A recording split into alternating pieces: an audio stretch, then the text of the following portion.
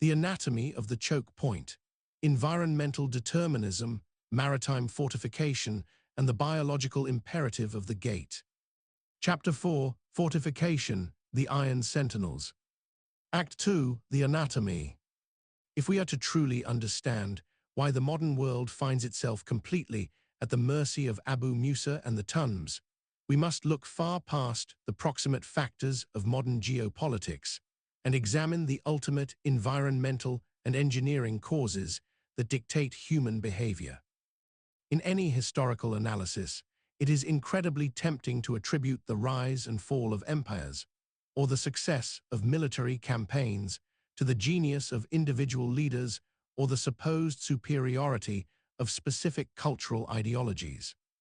However, as the broad patterns of human history continuously demonstrate, the trajectories of human development are ultimately dictated by geographic and environmental advantages.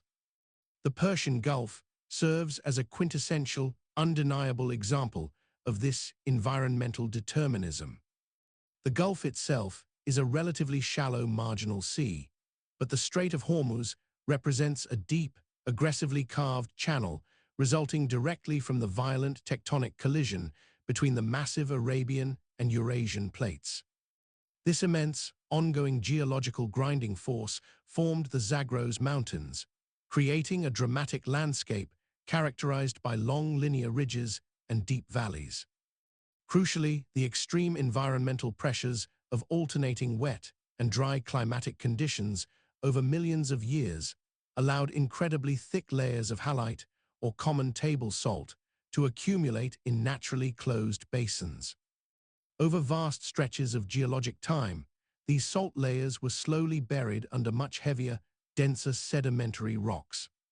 The immense, crushing pressure from the overlying rock caused the lower-density salt to behave plastically and flow upwards, aggressively bending the overlying rock layers and breaching the surface as massive salt domes, scientifically known as diapias.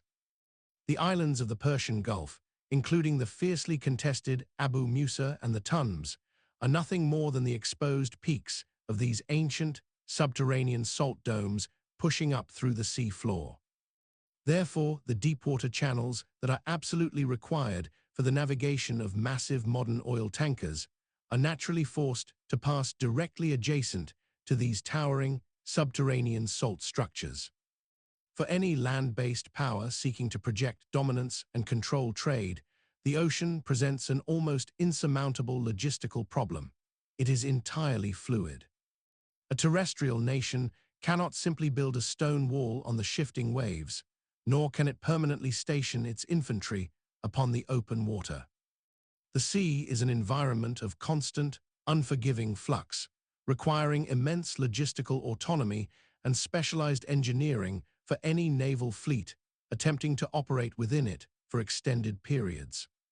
Therefore, the geographic island becomes the ultimate, highly coveted strategic anchor. An island is the only geographic mechanism by which a terrestrial, land-based power can truly and permanently own a piece of the ocean. It provides a stable, immovable platform from which to project military force over the fluid domain. By fortifying Abu Musa and the Tums, the Iranian military is not merely claiming a few square miles of territory. It is brilliantly utilizing the geological accident of the ancient salt domes to firmly anchor its military power directly alongside the most critical, vulnerable maritime artery on the planet. The human response to the fluidity and inherent hostility of the sea can be perfectly traced through the relentless, necessary evolution of fortification technology over the centuries. For thousands of years, coastal defenses relied almost entirely on simple gravity and massive physical weight. Thick stone walls, heavy brickwork, and earthen embankments were generally sufficient to block the wind, absorb the crashing waves, and deflect the relatively weak kinetic energy generated by early human siege weapons. However, as the destructive power of human military technology increased exponentially with the advent of gunpowder, high-explosive artillery, and eventually bunker-busting aviation ordnance, traditional stone and brick were rendered entirely obsolete. The modern era demanded the widespread adoption of reinforced concrete, characterized by incredibly thick walls deeply embedded with steel rebar matrices, specifically designed to absorb, distribute, and deflect massive, concentrated kinetic impacts. Yet, attempting to place reinforced concrete within a highly saline marine environment introduces incredibly severe environmental challenges that constantly threaten the integrity of the structure. The Persian Gulf is an exceptionally hostile environment for long-term construction.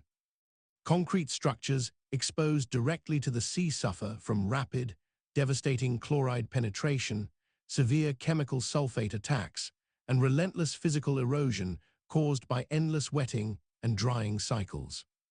When corrosive chlorides successfully penetrate the protective concrete cover and reach the internal steel reinforcement, electrochemical reactions immediately form expansive corrosion products that violently crack and spoil the surrounding concrete, completely destroying its load-bearing capacity.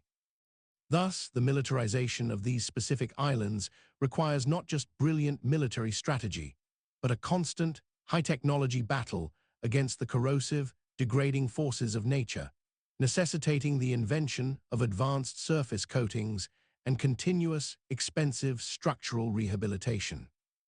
The Islamic Revolutionary Guard caused strategic decision to bury their missile cities deep within the natural limestone and salt caves of the region, is a highly logical adaptation to both the lethal threat of American penetrating bombs and the corrosive, relentless hostility of the marine environment. The geology itself becomes the ultimate, self-sustaining fortification against both man and nature. Furthermore, the evolution of maritime fortification in the 21st century has now transcended physical building materials altogether. The modern militarization of a geographic choke point no longer relies solely on thick concrete walls and deeply hidden missiles. It has aggressively expanded into the invisible realm of the electromagnetic spectrum. The fortified islands of the Strait of Hormuz now project an invisible, yet practically impenetrable, fortress of electronic warfare that extends for dozens of miles in every direction. By early 2026, the Strait of Hormuz had been effectively transformed by military engineers into a massive global positioning system dead zone. Military forces successfully demonstrated the terrifying capability to broadcast highly sophisticated spoofed navigation signals, effectively scrambling the precise coordinates of both civilian and military vessels at ranges vastly exceeding 50 nautical miles. This induced electronic fog of war creates devastating, potentially fatal navigation uncertainty for enormous vessels operating in confined waters. Ships heavily relying on automated identification systems routinely find their signals jammed or entirely manipulated by shore-based transmitters, completely compromising the critical vessel-to-vessel coordination protocols necessary to avoid collisions.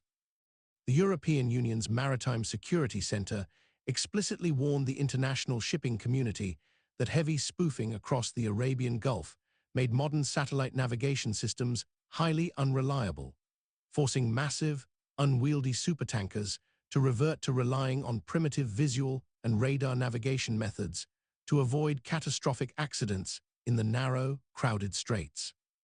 This electronic jamming serves as the ultimate modern barricade. It absolutely does not require a physical, concrete wall to halt a massive container ship.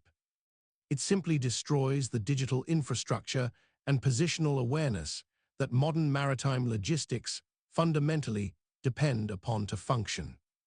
Thus, the tiny, geologically anomalous salt peaks of Abu Musa and the Thames are able to project a formidable area of denial that extends far beyond their rocky shores, weaponizing the very invisible radio signals that cross the globe.